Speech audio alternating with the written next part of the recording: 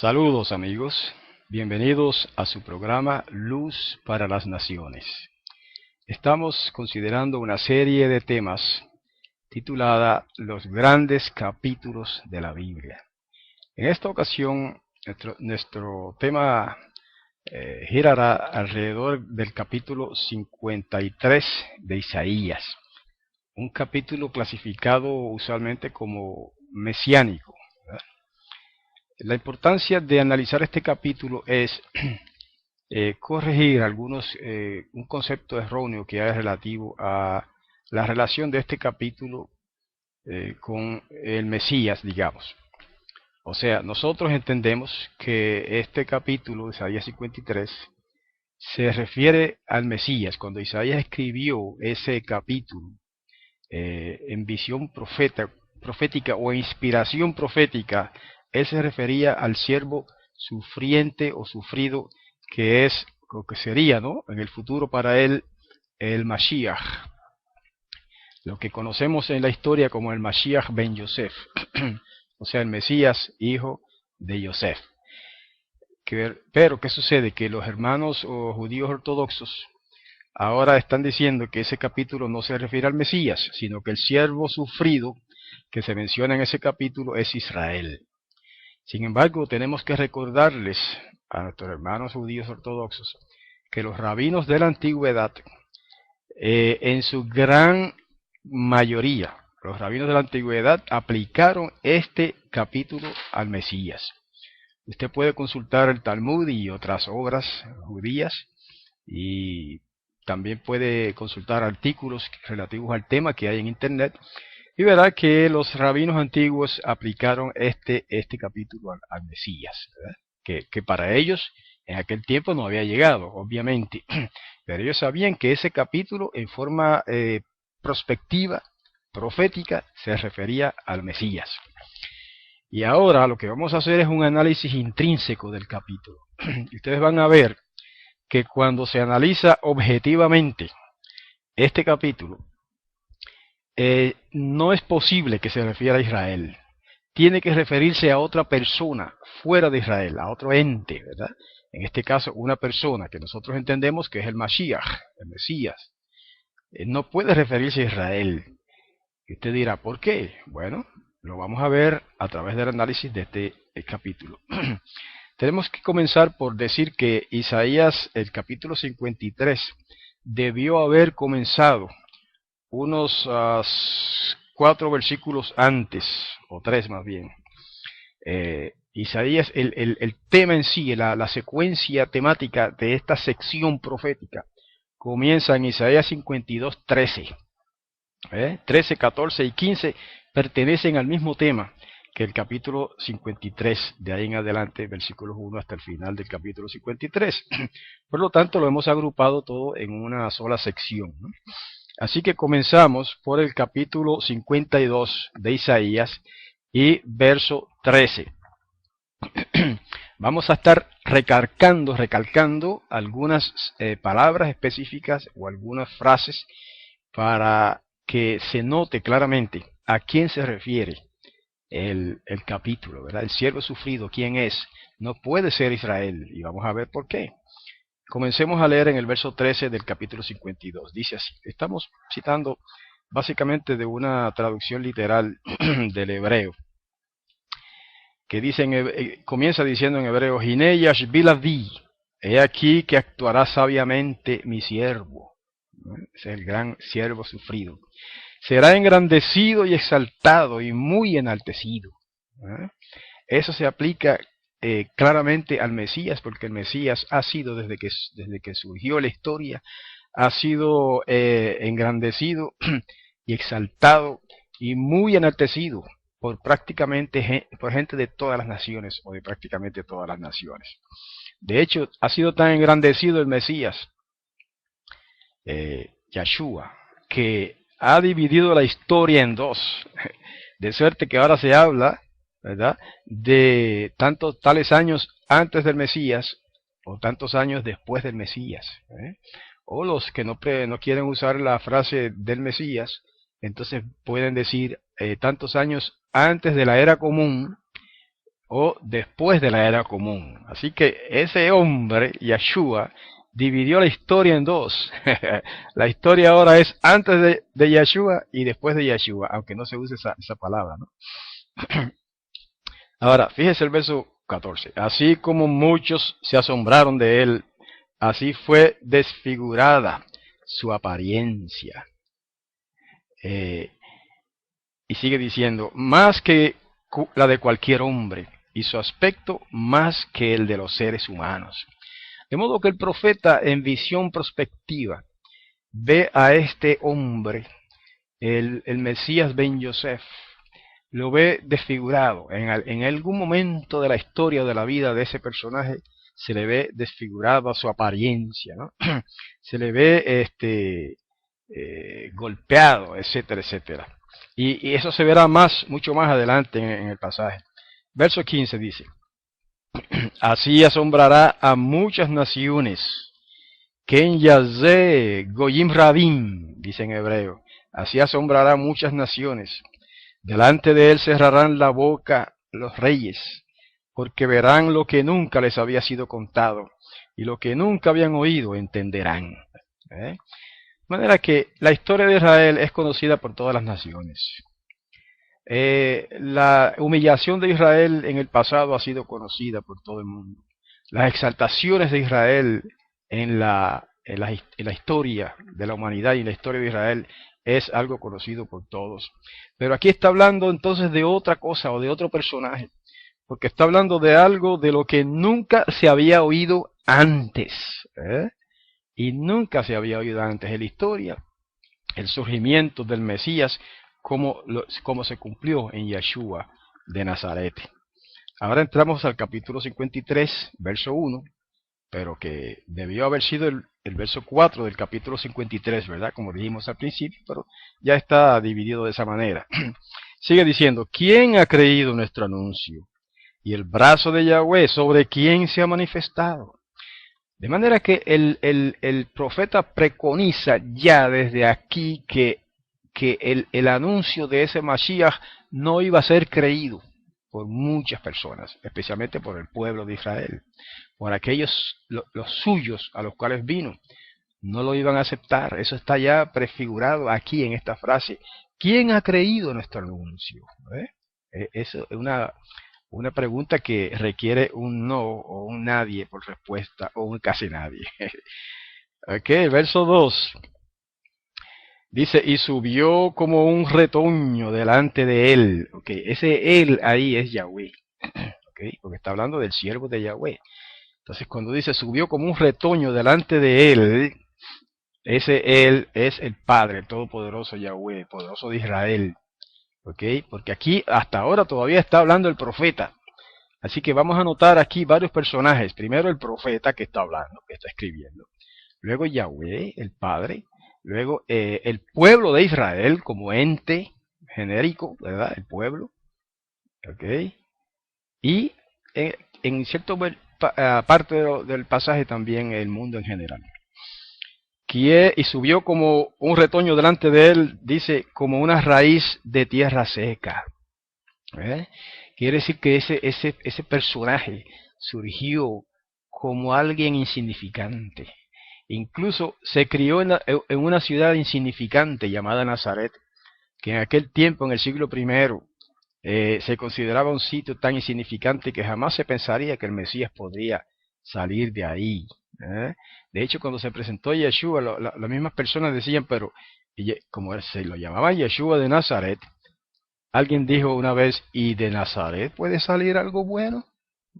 Tal fama tenía ese pueblo insignificante. Y se le prefigura aquí como una raíz de tierra seca. Sigue diciendo, no hay parecer en él ni hermosura. Y lo vimos, pero él no tenía atractivo para que lo deseáramos. ¿Okay? Note esto aquí. Aquí el profeta está hablando en nombre del pueblo. Cuando dice para que lo deseáramos, ¿quién es ese mos? ¿Quién es ese nosotros? Para que lo deseáramos nosotros. ¿Quién es ese nosotros? Ese es Israel. Entonces no puede ser Israel el nosotros y el él a la misma vez. Cuando habla de él se refiere al siervo sufrido. Cuando habla de nosotros se refiere a Israel. Eso es muy claro en todo el pasaje. Por lo tanto, imposible que este pasaje se aplique al pueblo de Israel. Pero vamos a seguir, hay mucho más. Verso 3. Fue despreciado y desechado por los hombres, varón de dolores y experimentado en el sufrimiento.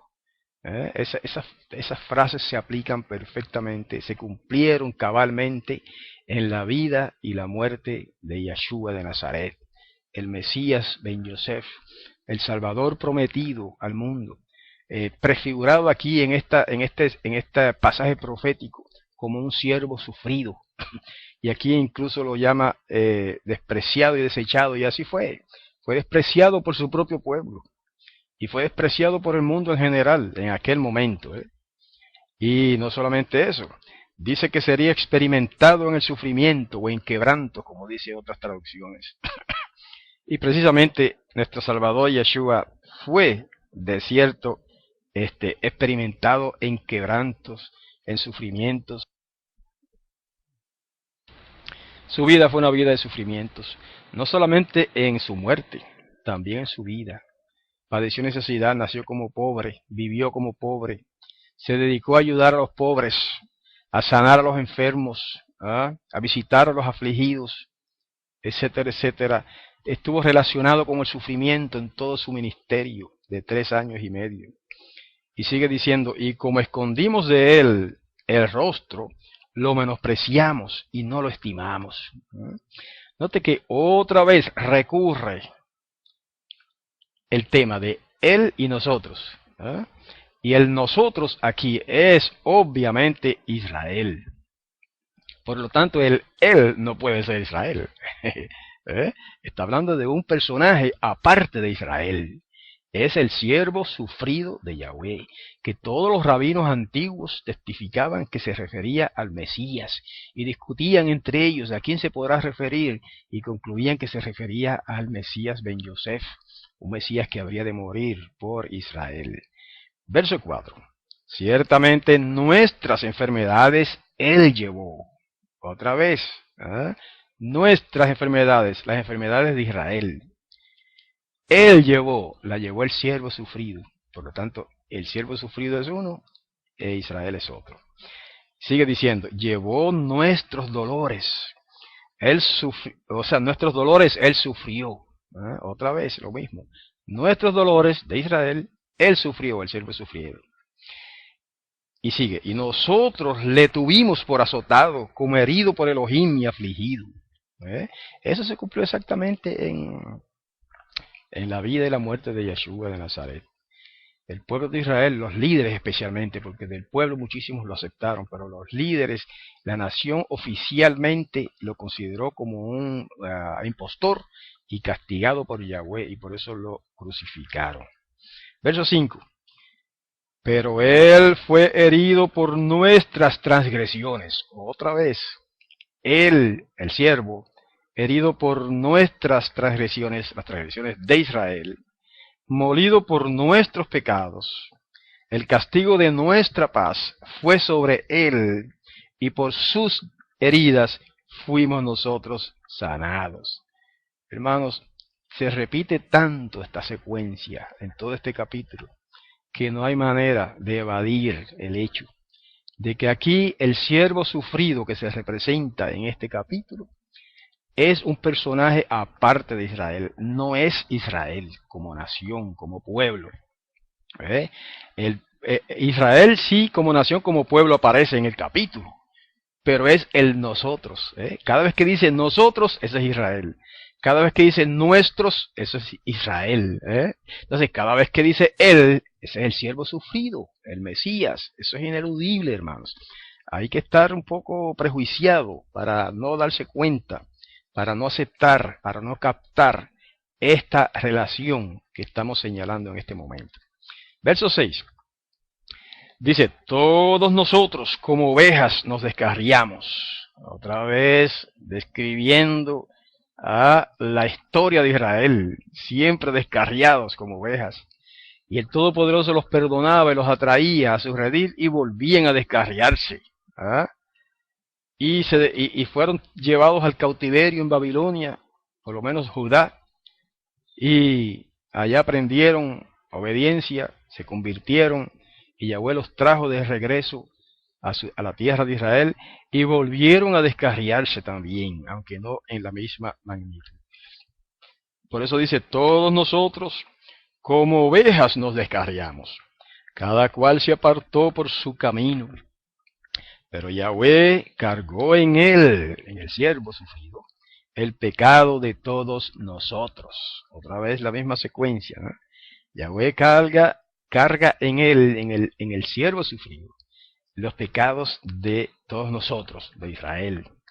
Entonces el verso 7, él fue oprimido y afligido, pero no abrió su boca. Como un cordero fue llevado al matadero, y como una oveja que enmudece delante de sus esquiladores, tampoco él abrió su boca. Mire, esto describe de una manera extraordinaria la actitud de Yeshua, nuestro maestro, Yeshua Rabenu, como se dice en hebreo, ante aquellos que se oponían a él, ante aquellos que lo ejecutaron en un madero, ¿verdad? No abrió su boca para maldecirlos, no abrió su boca para quejarse, no abrió su boca para lamentarse, no abrió su boca para condenar a aquellos que lo estaban ejecutando. Solamente abrió su boca para bendecirlos, para perdonarlos, para pedirle al Padre, perdona a los padres que no saben lo que hacen. Hermanos, ese fue un hombre extraordinario. Imposible que eso se refiera a Israel.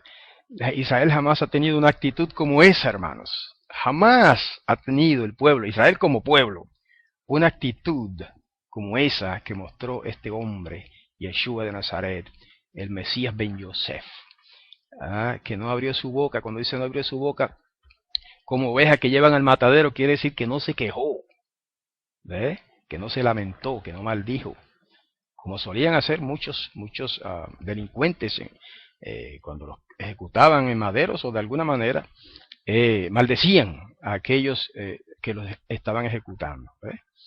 Pero este no, este fue muy diferente. Entonces mire el verso 8, por medio de la opresión y del juicio fue quitado. Así que hasta incluso un juicio injusto está predicho en este pasaje profético. Fíjense que aquí se predice, de una manera velada, claro, que se le hizo un juicio injusto. Y así fue. Con Yeshua se le hizo un juicio injusto de noche. Bueno, eso es otro tema, pero es fácil comprobar que el juicio que le hizo el Sanedrín a Yeshua de Nazaret fue un juicio injusto. Incluso muchos judíos sabios de hoy día reconocen eso.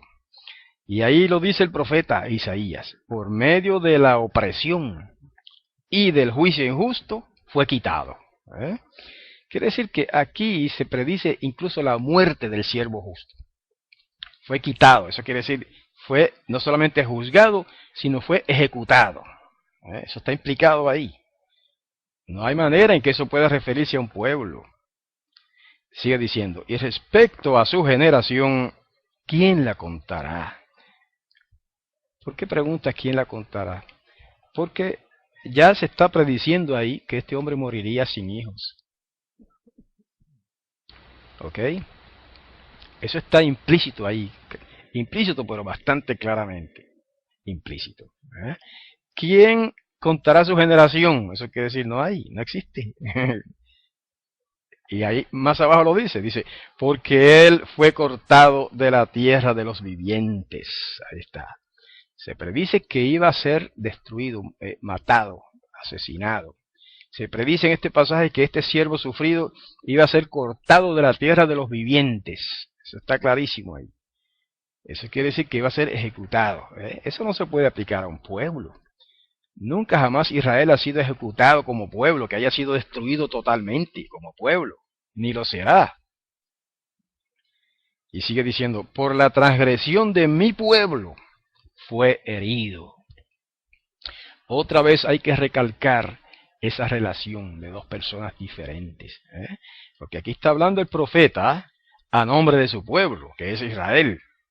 Entonces dice que por la transgresión de mi pueblo, que es Israel, está diciendo Isaías, él fue herido, el siervo sufrido. ¿Eh? Claramente y redundantemente establece este capítulo que el siervo sufrido es un personaje aparte de Israel y no puede ser identificado con el pueblo de Israel. Verso 9. Y se dispuso con los impíos su sepultura, y con los ricos estuvo en su muerte. Aquí se habla de este personaje como de un hombre, de una persona, de un ser humano, de un hombre, no de un pueblo. Porque un lenguaje como este no aplica de ninguna manera a un pueblo. Ahora, a un hombre sí. Dice que se dispuso con los impíos su sepultura. Y fíjense cómo se cumplió eso. Cuando ejecutan a Yeshua de Nazaret en un madero, todo el mundo sabe que pusieron dos delincuentes, uno a su derecha y otro a su izquierda, en otros dos maderos. Entonces lo clasificaron como un delincuente ahí mismo, ahí, como un ladrón, como un criminal, porque los otros dos eran criminales. Entonces por eso dice que se dispuso con los impíos su sepultura. O sea, él habría de estar destinado a estar entre impíos. Sin embargo, sigue diciendo, mas con los ricos estuvo en su muerte. Interesante que Yeshua de Nazaret, aunque fue ejecutado entre dos criminales, entre dos impíos, sin embargo fue sepultado en la tumba de un hombre rico. Se cumplió al pie de la letra. No tenemos que citar los pasajes del Nuevo Testamento que hablan de todas estas cosas, cómo se cumplieron. Todo el mundo los conoce. Incluso nuestros hermanos judíos ortodoxos los conocen también. Y conocen la historia de Yeshua. Cómo fue ejecutado entre dos criminales, pero al fin y al cabo vino José y le ofreció una tumba nueva que habían cavado en la peña. Una tumba de un hombre rico, que era este hombre José de Arimatea. Y se cumplió al pie de la letra eso. Y con los ricos estuvo en su muerte. Fue sepultado en la tumba de un hombre rico. Interesante. Sigue. Aunque nunca hizo violencia y no hubo engaño en su boca. O sea que todo eso le aconteció a pesar de que nunca hizo él violencia, nunca mató a nadie, nunca asesinó a nadie, nunca robó. Incluso dice la Escritura Sagrada que no hubo engaño en su boca. En otras palabras, también se dice que él nunca dijo mentira, ¿verdad? Y aquí dice el profeta prospectivamente que no habría engaño en su boca. Luego dice el verso 10 lo siguiente. Y con todo eso Yahweh quiso quebrantarlo y le hirió. Yahweh quiso quebrantarlo y le hirió. Eso quiere decir, hermanos, que todo eso que le sucedió era parte del plan establecido previamente por Yahweh. Eso tenía que suceder así. Estaba predeterminado que eso sucediera de esa manera. Por eso dice aquí que Yahweh quiso quebrantarlo y le hirió. Se le atribuye a Yahweh el acto, ¿no? Todo lo que sucede ahí, porque eso estaba preestablecido de que tenía que suceder así. Dice, cuando se haya puesto su vida como sacrificio por la culpa, verá descendencia. Interesante. Fíjense que aquí en este concepto premesiánico, por decirlo de alguna manera, ¿verdad?, anterior al Nuevo Testamento, se presenta la muerte de un hombre como un sacrificio expiatorio por la culpa. Que nuestros hermanos judíos ortodoxos, pues muchos de ellos pues dicen que Yeshua no pudo haber muerto por los pecados de nadie porque Yahweh no acepta sacrificios humanos. Bueno, hemos demostrado ya que eso no es correcto, pero aquí también lo recalca. Dice que habrá puesto su vida como sacrificio por la culpa. Y dice que por cuanto puso su vida como sacrificio por la culpa, verá descendencia. Quiere decir que aquí se predice que vería una descendencia. Pero si antes se predijo que moriría sin hijos, ¿verdad?, en el pasaje que leímos antes, y ahora se dice que vería descendencia, es obvio entonces que ahora se refiere a una descendencia espiritual. O sea, una descendencia millonaria de millones de personas que serían sus discípulos. Y así se cumplió en la vida de Yeshua de Nazaret.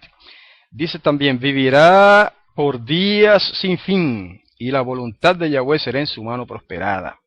Aquí se predice, hermanos, la resurrección del Mesías. Aquí se predice que en todo el pasaje se predice que el Mesías Ben Yosef, como le llamaban los sabios antiguos, habría de morir. Y aquí se predice que habría de resucitar. Claramente, porque dice, después de decir que lo mataron, dice, vivirá por días sin fin. ¿Ah? Y después que lo maten, ¿cómo es posible que viva? Tiene que estar hablando entonces de una resurrección. Es claro que aquí se predice la resurrección del Mesías. Y eso se cumplió en Yeshua de Nazaret. Y si alguien no cree que él resucitó, pues que nos muestre el cadáver, que nos diga dónde está el cadáver. Jamás ha aparecido el cadáver. Hubiera sido una maravilla que sus adversarios hubieran encontrado su cadáver y hubieran expuesto entonces todo el asunto del mesianismo como una falsa o una farsa. Y una cosa falsa también. Entonces, pero no ha aparecido, jamás apareció su cadáver, ni aparecerá, porque él resucitó, y lo vieron miles y miles de personas, lo vieron, por lo menos se menciona que más de 500 hermanos lo vieron resucitado ya después de haber muerto y haber estado sepultado por 3 días en la tumba. ¿Okay? Y dice, y la voluntad de Yahweh será en su mano prosperada.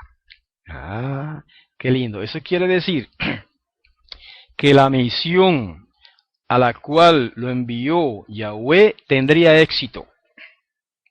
La voluntad de Yahweh será en su mano prosperada. Quiere decir que a través de ese Mesías, la voluntad de Yahweh tendría éxito.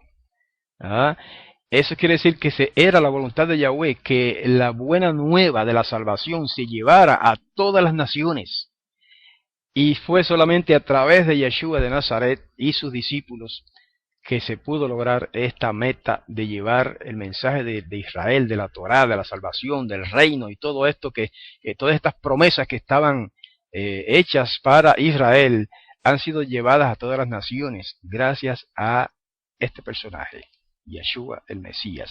Nadie más ha cumplido eso.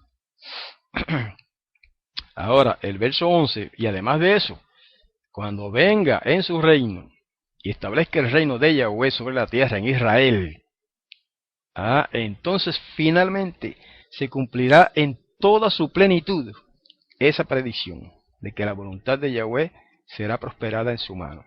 Porque entonces él impondrá el reino de Yahweh a todas las naciones. Y el verso 11 dice, a causa de la angustia de su alma, verá la luz. Interesante. A causa de la angustia de su alma, verá la luz. Otra vez, implicando la resurrección de este personaje. Implica la muerte, que es la angustia de su alma, y luego implica la resurrección cuando dice que verá la luz. ¿Okay? Hasta aquí son las palabras del profeta. De aquí en adelante, en el resto de este verso y el próximo, que es el verso 12, está hablando el Padre. A diferencia de los versos anteriores, que el que habla es el profeta en nombre de Israel, ahora habla el Padre. Se puede poner esto entre comillas. De hecho, las traducciones lo ponen así, entre comillas, lo que va ahora. Y dice de la siguiente manera. Por su entendimiento, mi siervo justo justificará a muchos, y él cargará con los pecados de ellos. Hermano, ¿cuándo se ha visto que un hombre cargue con los pecados de la nación, del pueblo?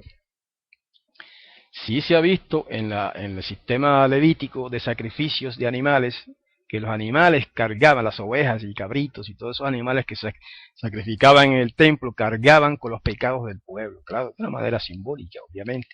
Ahora dice que este hombre, este Mesías Ben Yosef, este siervo sufrido cargará con los pecados de ellos, o sea, del pueblo. Primero dice, justificará a muchos. Quiere decir que él serviría de justificación, o sea, de perdón, de aceptación para los pecadores, que obviamente los pecadores que lo acepten y se arrepientan. Y luego dice, y él cargará con los pecados de ellos. De manera que es claro que este personaje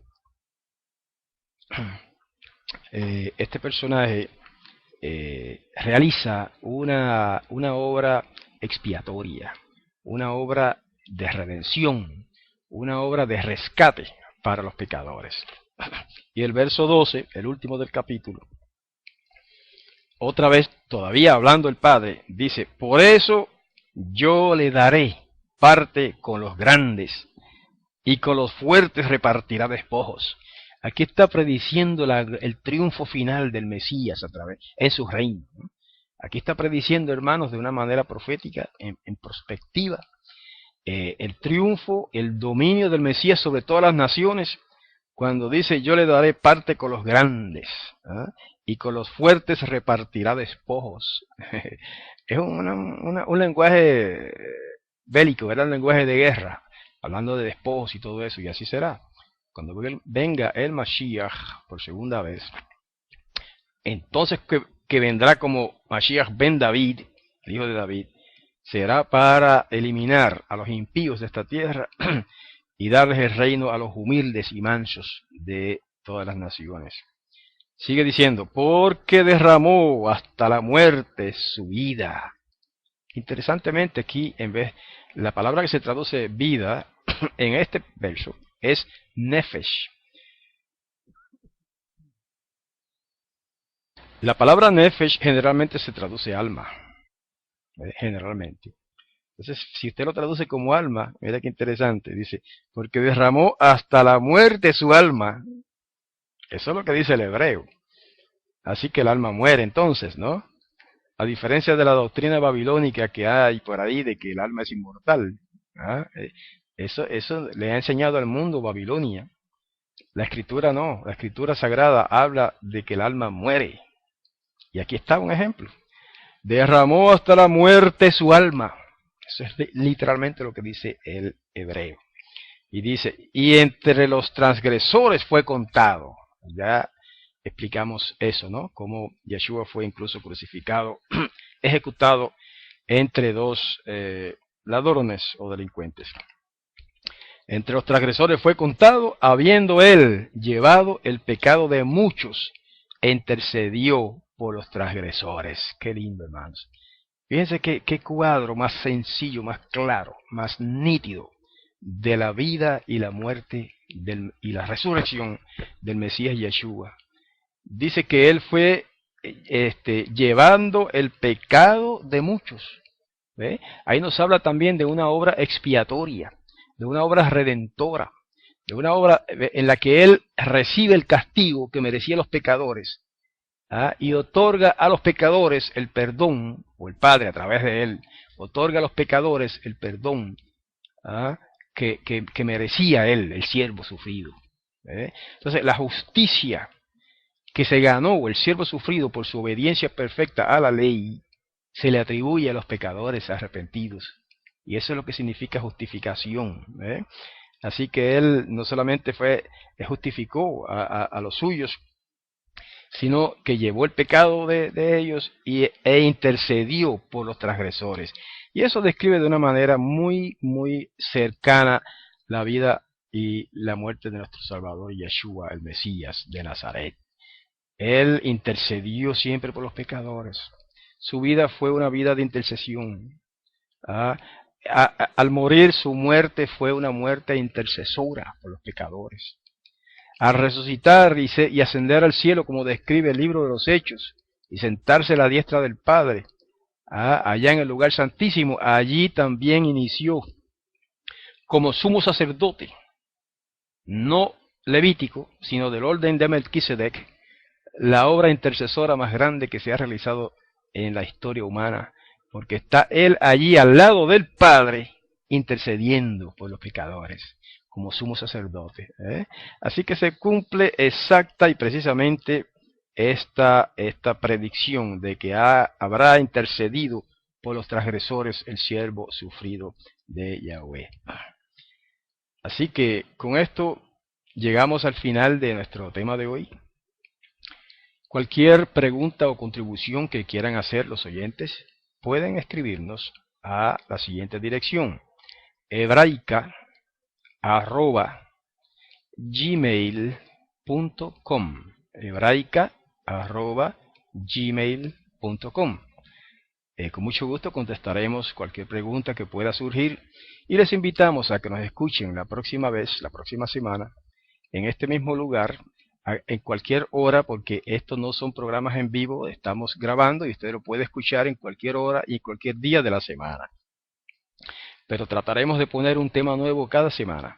Así que lo invitamos para la próxima semana con otro de los grandes capítulos de la Biblia. Hasta entonces nos despedimos de todos nuestros oyentes, deseándoles que el Todopoderoso Yahweh los bendiga y los guarde. En el nombre de Yahshua, hasta la próxima. Shalom.